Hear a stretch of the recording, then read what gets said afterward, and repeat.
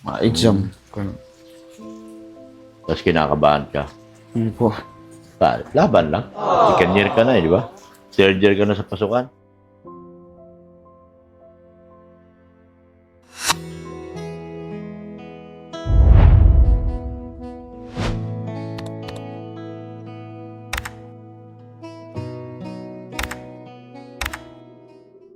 Ayan, magandang umaga po mga kalingap. So, andito po si Patrick ngayon. At nadalaw po tayo. At good morning po sa ating mga viewers, mga subscribers at mga sponsors po. At sa patuloy po niyo po suporta. Kumusta ka na, Patrick? Ano po? Okay naman po. Okay naman. Tuloy-tuloy naman po sa pag-aaral. Tuloy. Pasukan nyo na ngayon. Anong oras pasok mo? Kanina lang pong umaga. Nagpasok ka? Supposed to be, kahapon tayo Supposed to be, kahapon tayo mag-vlog. Kaya lang, busy ka, di ba? Opo. Ano po kasi, galing po ako nun Thanksgiving po ng buong churches. Yung main tsaka yung branches po. Sa Basud. Tapos, may discipleship po kami nung leader ko. Kaya naaalangan po ako sa oras. Naalala ka sa oras. Yung umaga, nagpasok ka na. Pasok ka na. So busy ka na sa school nyo ngayon. Talagang matutuwa yung ating butihing sponsor nito. Dahil, kumusta naman yung Pasko mo, Patrick? Okay lang. Kasi po, New Year ko lang naman po nakasama sila, mama. New Yung Year? Pasko po. Yung Pasko po nasa boarding lang. Ganun. Tapos, nagagawa ng mga gawain pang ipapasa po. Ibig sabihin si mama mo nagpunta dito ng New Year. New Year lang po. Tapos, nung to, balik na din agad. Bumalik agad. Pumunta siya dito New Year, buo kayo, pamilya. Sama-sama lang po nag-countdown. Oo. So, medyo maganda ang Pasko kasi buo kayo ng pamilya mo. Ano naman mga pinagkabalahan mo? Itong mga bakasyon na ito. Sa school lang po. Ha? Sa school lang. School ka lang. Tsaka pageant po. Ha? Pageant. Pageant? Bakit? Nag-pageant kayo? Sa school? Barangay lang po. Barangay? Sumali ka? Sa barangay? Saan barangay? Sa Dugungan po. Sa Dugungan. Ano yung pang pageant ng mga panlalaki? Wala man pong bading. Ha? Panlalaki lang po. Walang bading? Wala. Hindi po ako nasali sa ganun. Oo. Ay, kumusta naman? Ayun po. Title holder po. Nakaano ka? Panalo po ako. Panalo ka? Wow, congrats ha. So, sipag ni Patrick mga kalingap. Nag-pageant. Magkano award? Palit. 5K lang po. Ha? 5K po. 5K. Okay na rin yun. Diba? Nakakatulong na rin sa'yo ng malaki yun. Opo. No? Isang gabi lang yun. Isang gabi lang. Tsaka nagpo-program coordinator pa din naman po ako. Galaga? Di nga ako nainis nga ako. Bakit? Di ako nakakasama kila Kuya Ram. Ha? Di ako nakakasama kila Kuya Ram po. Oo nga. Hindi na rin nag-ano si Kalinga Prab kasi. Nakatutok siya ngayon sa family vlog. Hindi nakatulog. Pero pwede ka sumama doon sa Kalingap Tahanan. Yung K-Bush mission niya. Usually naka-family vlog lang sila. Kumusta naman pala yung mga kapatid mo? Maayos naman po. Okay naman. Okay naman. Pumasok sila ngayon? Po. Pumasok sila nga lahat ngayon. Lunes. Di pa nga po nagka-cancel. Ha? Di pa nagka-cancel. Kaulan-ulan. Kaya nga. Pumasok na si Darlene eh. Akala kong walang pasok ngayon kasi akala ko may bagyo. Yung isa kong alaga dito ngayon, yung pinaparal. Nandoon din pala nag-aral yung kapatid mo sa Takad. Elementary pa lang po yun. Grade 6. Yung sa'yo, grade 6 yun? Opo, si Tonito. Yung maputi? Opo. Yung pinapaaral ko, si Darlene, grade 4. Grade 4 pa lang po. So, medyo matagal. Tagataka din po. Ha? Tagataka din. Hindi, taga Mantagbak. Yung kapatid ni Marian, Dito na po, nagtitira. dito na. Dito na pinakuha kasi pinakuha ni Boss Leo.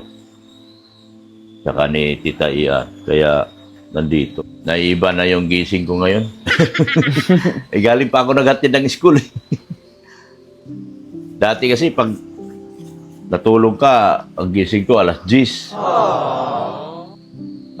Ng umaga. Ngayon, ang gising ko alas 11, alas 6, mag-attend ako ng school. Tapos, hirap na ako makatulog uli. Kumbaga, nag-iiba yung ko ngayon, yung pamumuhay ko sa paggising. Hindi ka ulit yung papa. Parang bumalik ako sa dati na may pinapaaral. Uy, siya nga pala, nagkapi ka na? Kaya na po ako. Ha? Kaya na po ako. Nagkain ka na? Ika, anong oras na ba? 12 na po. 12 na ba? Uy, kakain tayo ngayon. Nagluto ba si Mrs. Love? Tanong mo si Mami Ding, nagluto ba Ding? Di mananghalian tayo. Susi na pala. Bayigin nakatulog ako ulit. Hirap. Ano nga lang, ibang klima ngayon ng Ginaw. Kumusta naman yung mo, yung school mo ngayon? Kinakabahan. Ginawa ka ba? Sa grades. Grades? Mahirap po. Mahirap ngayon, second grading? Anong tawag niyan? Po? Anong tawag yan? Second grading o ano? Midterms po. Midterm. Malabas na naman ang mga result. May result na naman. Exam. Tapos kinakabahan ka. Hindi po. Laban lang. Second year ka na di ba? Third year ka na sa pasukan. Ngayon po 2026, third year na ako. Third year ka na. 2027, fourth year. Oo. Kunti na lang. Kunti na lang mga kalingap. Graduate na si Patrick. 2028, graduate na ako. Ha? 2028, graduate. Yes, graduate na siya. 2028. Kung ako nga po ay papala rin makagraduate ng nursing. Sa Manila po ako review center. Review Center, Manila. Yung masama po kasi kami nung kaibigan ko. Siya po, public accountant naman siya, accountant. Kasi NSC. Yung pong anak po nung tinirhan ko po baga sa Mercedes po nung 2 years. Oo. Siya po ang mga kasama kapag review center sa Manila. Manila. Bagay, nasa Manila po talaga ang pinakamagagaling. Pero ang hospital nyo ngayon, provincial, Opo. magaling. Magaling. Kasi provincial.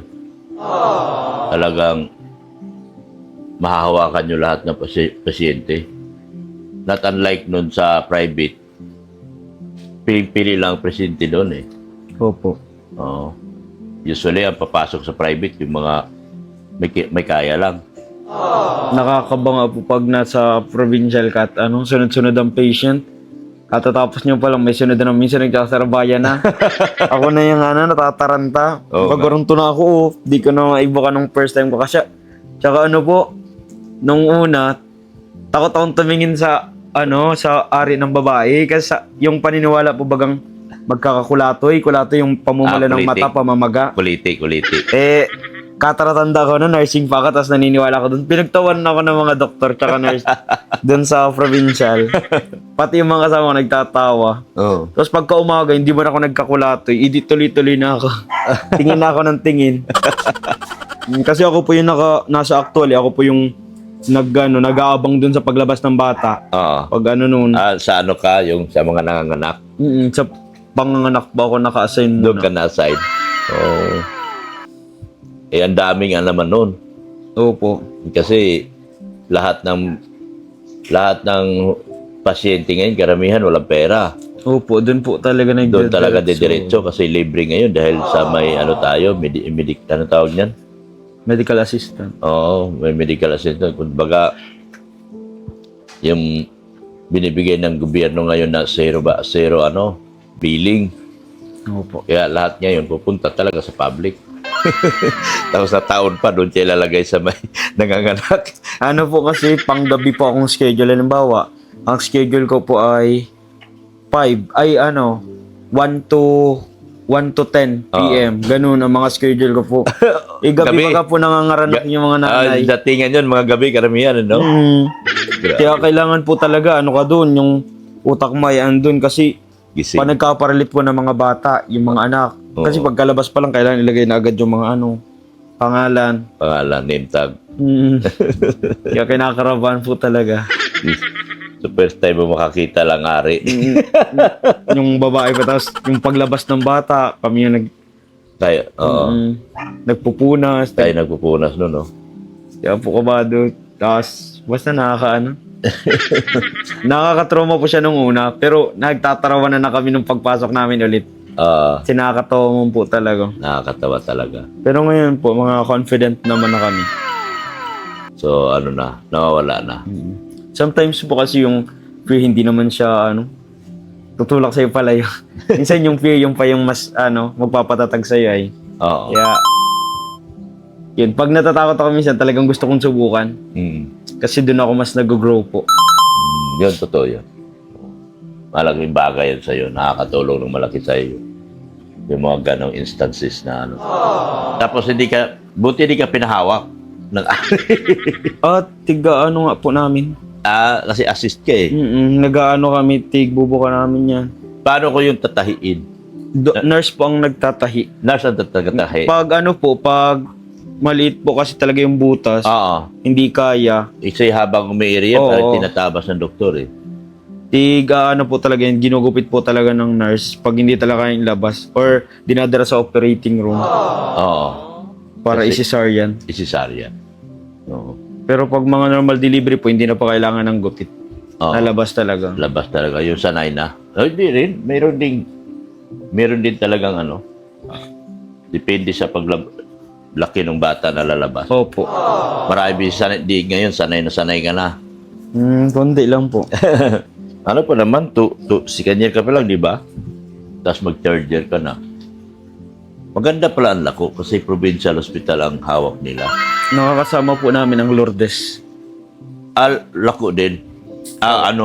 Lourdes sa Lako. Opo. Provincial sila. Pero nung nag-duty po ako nung last year po, 2025. Alas wala po nakakasama, kami lang na team namin ng La Consolacion yung andun. Oo. Kaya po, sakop namin kami lahat ang nagkasikaso.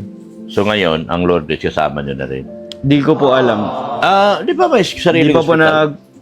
ng schedule kung dati pa din yung schedule. Kasi ang Lourdes Hospital, bagay, kulang din yata sila sa pasyente. Opo. Ang Lourdes. Kasi ako, nagpapacheck up ako sa Lourdes eh. Kasi doktor ko si Palencia. Yung babae. Yun ang medyo family doctor namin dito. Kasi kailangan mo rin nandito sa diet kailangan hindi ka palipat-lipat ng doktor. Kasi yung basa yung mga examinations mo, kung paiba-ibang doktor, iba-iba resita mo. Kaya dapat nakatutok ka lang sa isang doktor. At yan ang naging doktor ko si Palencia. Sa Lourdes ako lagi. May pinabibigay si Mong Lani. Ano pa yun? Binigay na ito nung nakaraan. Kaya di naman ako nabisi din ako, napunta kaming Maynila. Hindi ko na ibigay sa'yo ng maaga. May pinabibigay si Mong Lani sa iyo. Pang mo raw to, bayad mo raw sa boarding house. Yan. Sakto lang. Kung binigay ko ito ng maaga, baka nagastos mo. Ito kasi pang boarding house mo raw. 1, 2, 3, 4, 5, 6. 2 buwan mo raw yung pang Magkano ba yung boarding house mo? 3,000. Okay. So, sakto yung binigay ni Mang Lani. Cash na po kasi ay. At nagmamahal po bagang kuryente. Ano ba? Tapos yung bayaran din. May wala kang wifi doon? May wifi po, kaso nung nagbagyo kasi sirira po pag. Kumusta ano bang wifi nyo doon? Converge lang din po. Convert kayo doon? Doon sa bahay, inuupahan ko. Andun si Biancy ngayon. Si Biancy na nakatira doon eh. Kasi nahirapan siya di ba sunod na bagyo? So, nahirapan na siya mag-uwi. Kala ko po ang boarding house niya sa Lagon. Sino? Si Biancy. Hindi. Doon sa amin. Yung pong inalisan niyo. Umalis. Yun, di ba, hindi ko man binitawan yung bahay. Si gusto ni Mrs. Love. Binabayaran pa rin namin.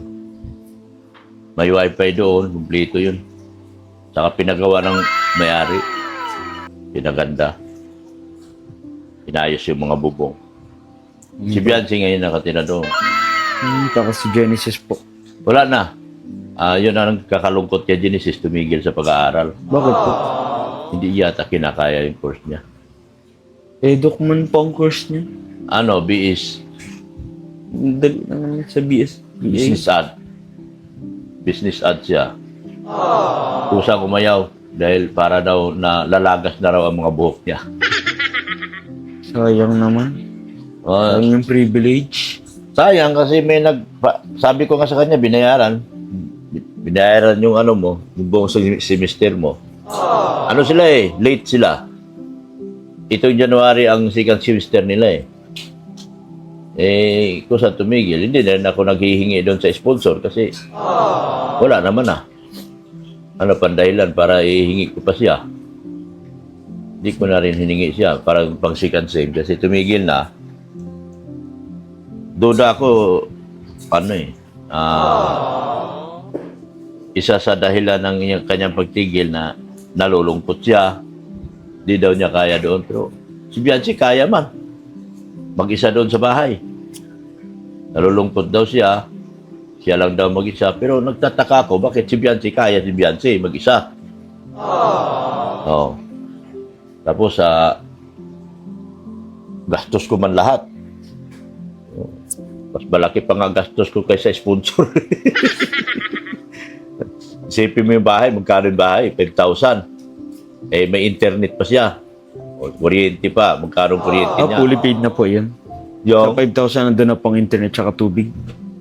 Wala. Wala pa po. 5,000 yung bahay, 1,500 yung internet.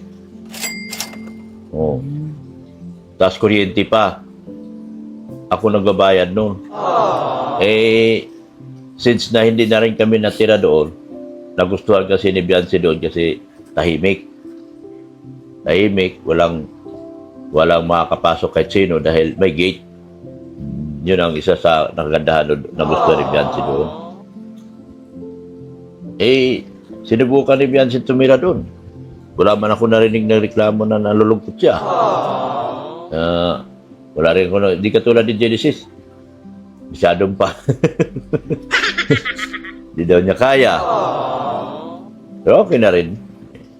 Abuti yung maaga pa na sasabihin na hindi kaya. Kaysa naman abuti niya pa, nyari, nag-aaral siya na nag-aaral. Tapos sa kalagitnaan ng kanyang pag-aaral, biglang tumigil. Pinakakaya sa sponsor. Di ba? Tapos sabihin din na kaya. Nakakaya sa sponsor. Kasi, Sayang din yun. ha? Sayang din po yun. Hindi nyo po nakakausap sa Genesis? Or tinatanong pa? Hindi na nga niya, ang sabi niya, wag ko nang i-vlog. Aalis siya, wag ko raw i-vlog. Kasi ayaw niya mabas. Sabi ko, sige, ikaw, lahat naman ang gusto mo, sinusunod ko. Ayaw na niya at ayaw niya mapablog na yung pag-alis niya. Hindi na raw niya kaya. Siguro po may man din yun. May reason behind that action naman. Ay, I think meron talaga. Meron talaga. Kaya, respect na lang. Oo, nirespeto ko na lang. Isa talaga sa dahilan niya, pinakamabigat niya, sabi niya, Dr. Lab, nalalagas na ang mga buhok ko. Ako din nga po, para po bagang, na dito, may dalawa ng, Stress siguro doon sa pag-aaral niya. mga po kasi, mga activities sa school, tapos lagi po akong puyat din po talaga. Hmm. Kaya ang mga buko nagraralagas. Sa panaganyan ako na, Oo, parang na yung nagkaralagas. Hindi, dahil din yan, nagkakaedad tayo. Matanda na rin tayo.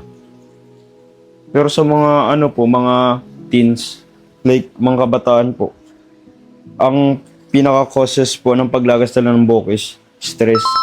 Stress talaga. Pero pag syempre, nasimula naman po ang paglagas ng buhok sa mga is nasa 30. 30, tama. Mga may edad. Oo, Pero sa mga ganito lang pong edad, stress po talaga yung Kaya po ako pag na-stress ako, ginagawa ko lang, napatugtog ako ng worship song doon. Oo. Tapos na-pray lang po. Yun. Si Mary Joy, di man nagtigil. Pero tuloy-tuloy man. Di ko rin alam kung ano ng balita. Di ba nagpunta dito? Di ko na rin alam kung nasaan. Kasi nagpunta pa kami Lucena magkasama pa kami. Si Genesis ang talaga tumigil. Sayang baga yung kanya, agriculturist yung kanya Magpasalamat ka kay Ma'am Lani. Ay, sabi ko na po. Ma'am Lani, maraming salamat po sa sa 6K po na pang boarding house po. And also po kay Lord na lagi pong andyan. Nung 2024, first year po ako 2024 first year ako or 2023 hanggang 2025 sinamahan ko ako ni Lord. Kaya po, nakakatuloy po ako ngayon sa college life ko patungo sa pagiging nurse in the future. And alam ko po, this 2026 po ay andyan lang naman po lagi si Lord. May mga ginagamit na tao para magbigay ng blessing. Yan po. Kaya maraming salamat po also sa Team Kalingap ko. Sa pangunguna po nila Kuya Bal, nila Kuya Rab, nila Ate Jackie po, ng buong K-Boys po. Papasalamat po ako kay Doc Lab, sa lahat po ng nag-vlog sa akin na di po ako, sinukuan. Kasi hindi ko naman din po sinusukuan yung pangarap ko So, parang wala, kung hindi nga sumusuko yung taong tumutulong sa akin, anong karapatan ko na sumuko? Di ba po? Kaya, kung may mga taong pinaglalaban ka, ba't mo hindi magawang ipaglaban yung sarili mo? Kaya, payo ko lang din po sa ibang kabataan, tsaka pinapayo ko din po sa mga kapatid ko na, kahit mahirap ang buhay, ang pag-aaral lang pangahawakan natin in the future, at yung pag-aaral lang natin ang makatulong sa atin para makaon sa kahirapan. Yun po. Kaya maraming salamat po sa lahat.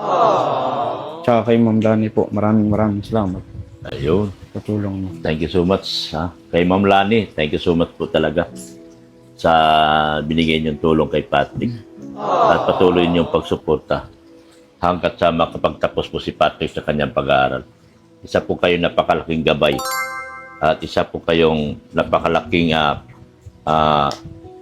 binigay ng Diyos sa kanya dahil napansin nyo sa vlog ko at ngayon ay si Patrick po ay tinutulungan nyo hanggang ang pangako nyo nga na hanggang sa pagtapos ni Patrick nandyan kayo at hindi naman tayo binigo kasi yung mga grades na ipinadadala ko sa iyo medyo natuwa ka naman at nasiyahan ka.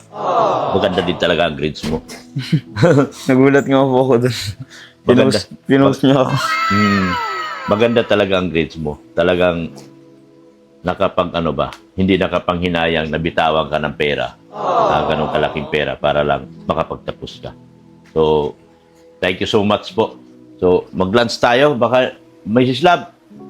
May lunch ba tayo? Ma'am? May lunch tayo? Lunch natin si Patrick. Minsan. Nagkain na po ako. Nagkain ka na? So, hindi ka na mag-lunch? Hindi na po. Oo. Mag-price ka na lang. Hindi rin po. Maano po yan, delikado yan sa katawan. Okay. Pero salamat po. Kunti na lang. Kunti ka lang. Bagong luto naman yan. Hindi po, salamat po. Napakain lang sabi niya tapos na daw siya. So, masama daw ito sa katawan ko. Kain kami, Patrick. Pakainin ko siya ng kadlitang kambing. Parang ito na yung gusto kong kainin. Ganda ng upuan. Busog na ako sa upuan. Sarap yan. Kasi, lupo ka. Kaso malamig ito. Kain tayo. Ano po ito? Ay, ano lang yan. Ay, isda lang yan prito. Hindi, ano ko ito. Ito. Ay, kutsara. Sisig na kambing po. Yan. Ilawin daw yan. Ilawin. Ano po yun? Ilawin daw. Lutong ang mga ano yan, mga lutong Ilocano. Luto na po yun? Oo. Ah, galing. Upo ka? Dito ka tingnan sa'yo, plato. Kain tayo. Kain kami. Kainin ko siya ng lutong Ilocano. Hindi ko yung kain. Huwag na ako. Tikman mo yung... Ito po yung kaldereta. Ano po? Hindi kita na-imbitahan ng ano eh. Year-end party ko rito. Okay lang po. Nakalimutan kong... Nakalimutan sa sabihan. Sarap niya. Piliin mo na yung medyo mamalaman. Gulay nga po ang pinipili ko. Lamang yung lamang. Labang. Meron kasing baka, nilagay ko sa rip, tirani. Ay, kunin mo yung ano ding, suka ding. Doon na yung sayo. Wow. Ay, ito yung... Bigyan mo kay daddy mo, isusa na yan.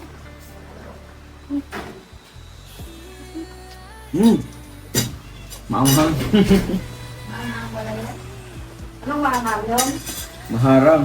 Anong mahahal ka? Kaldereta po. Sarap. Parang lahat may shield. Oh, lutong ano to, Ilocano. Sarap. Pero nasabi Hindi ko ka na, mahilig sa mga? Kaya lutong... naging maanghang na. Hindi ka mahilig sa mga? Bicolano po ako. Siyempre mahilig pa ako. Bicolano yan. Mm. May ano kasi dyan, nilaga kasi tumigas na. Nilagay ko ulit sa ano, kasi silot lang nilaga mo. Nilagay ko sa ano, para maiba ng mga ulam niya. Kaldereta. Plus na rin yan, wala. Hindi ka nakapunta kasi yung ano. Pero masarap. Sabi ni Patrick, masarap daw yung kaldereta na din yan. No? Mahanghang. Bili ka kambing si Mia. Tapos lutuan mo kami. Yung kinilaw, mahanghang din yan. Si Dino naman, kay Dino yan. Gusto mo ng tuyo ito. Kilawin. Kinilaw. Tapos si Dino niya, kaldereta. Kanya-kanyang ano kami, toka, nakatoka yung amulo ko. Size. Si Doc, ang toka niya taga-kain. Kain lang yun siya. Kaso wala tayong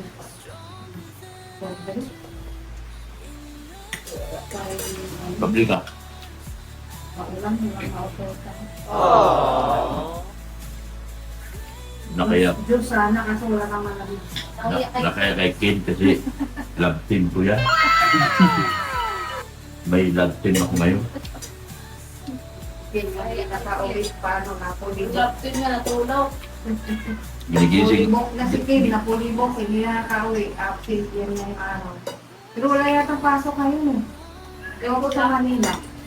Kanina, hindi naman tulad dito. Wala yan sa Manila? Bagyo? Lagi po ba doon nagbabagyo? Ay, lagi po doon na ano? Baha? Pag ano, pag Depende sa ulan. lugar. Kunti ko lang sa Manila. Baka Yung mga, may lugar din talagang bahay. Ito yung lugar na... Manila ang ano ba? Manila mismo. Diyos sana, kaso wala kang mendo doon. No? Diyos, kaso wala mendo. Kape na lang kayo. Hmm? Malamig eh. Oo nga. Oo nga po, sobrang lamig. Paggabi ay ano, Magkape ka? parang naka-aircon ako. BSN kape. Ay, sarap yan. Lang. Nanonood kang lasa nun. Wait, may BCM doon. BSN Ay, sige po, kape. go lang po. Sige, kuha ko ng BSN Salamat po. kape. Ikaw, mag-BSN ka rin? Tamang-tama BSN sa Mm. taglamig.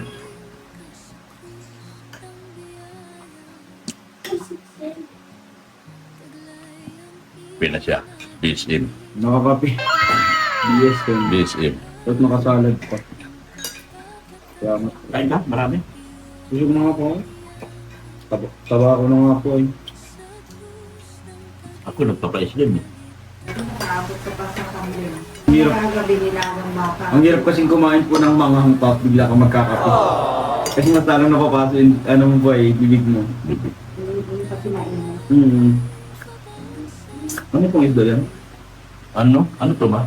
Yung ano yan, inimaw na yellow pin. Ay, Edupin. Tapos pinirito ko ng... Hindi na, ano, naka... Yun yung inulang namin kanina. Ikin naman hotdog. Ano yung hotdog ko na? Si Darwin, hotdog, saka si Ken. Bata pa lang yung Darlene, ano po? Grabe, lagi kasi naulan, kaya nakakatamad. Lumabas ano po? Wala kami nagawa. Sarap ng kambing, no? Babe, Sarap. Sarap ng puluto. Marami po pala kami yung tarpaulin, ano pa, nakagraduate. Ano? Kasi alas magkakabatch po kami, no? Tatlong nursing kami sa Kaling, 4. Pero tatlo kayo magkakabat. Ikaw, si Si Eden, ako, si Joy. tatlo. Kanya kayo pala Si yun. Carla naman, late. Dapat kabatch namin yung si Carla. Sana sigara hindi magbabago. Baka maya mag-ship na namin ang sulit taon yan. Kawawa naman. Pero hindi na po. Parang nagkaroon ng idea na si Carla eh. That time kasi po, parang napilitan lang siya nung nakaraang taon. Kaya, alam, parang sa heart niya po, hindi niya gusto yung pag-nursing, wala yung sa ano niya. Legit. Kahit po ako, ayoko din po talaga ng nursing, sa totoo lang. Psychology po talaga ako kasi doon po naka-align po yung ano ko, yung skills ko, kung paano ako may pag-usap. Halos psychology po talaga lumalabas sa akin. Pero, nung mas nakakapag self-reflect ko ako sa sarili ko, doon ko po naunawaan na importante nga yung ano, importante yung gusto mo talaga yung kurso mo. Pero pwede naman na importante na yung gusto mong kurso, in demand pa. So, nursing lang po kasi nakita kong in demand talaga. Pa ngayon. Oo po. Kung saan-saan po ay pwede po ang nursing. Pwede ka maging nurse sa bahay ng mayaman. Sa totoo lang, ang pagpuport, ano lang yun eh. Yung anak ko, hindi mo, maritime. Gusto niya makabago noon. Ngayon, na-order sa ayos niya. Baga, nag-call center siya. Age 19 kasi nagtrabaho na siya, graduate na siya. 19 years old, Opo. graduate na. College. Yung pagka-graduate niya, nag-apply agad sa trabaho. Tanggap siya bilang call center agent. Doon na siya. Kumbaga, nalimutan na nila yung course niya. Maraming nagtapos sa course nila, pero iba nagtatrabaho na. Yung iba, graduate ng kung ano course. Yung iba, tourism. Pwede rin niya magbangko.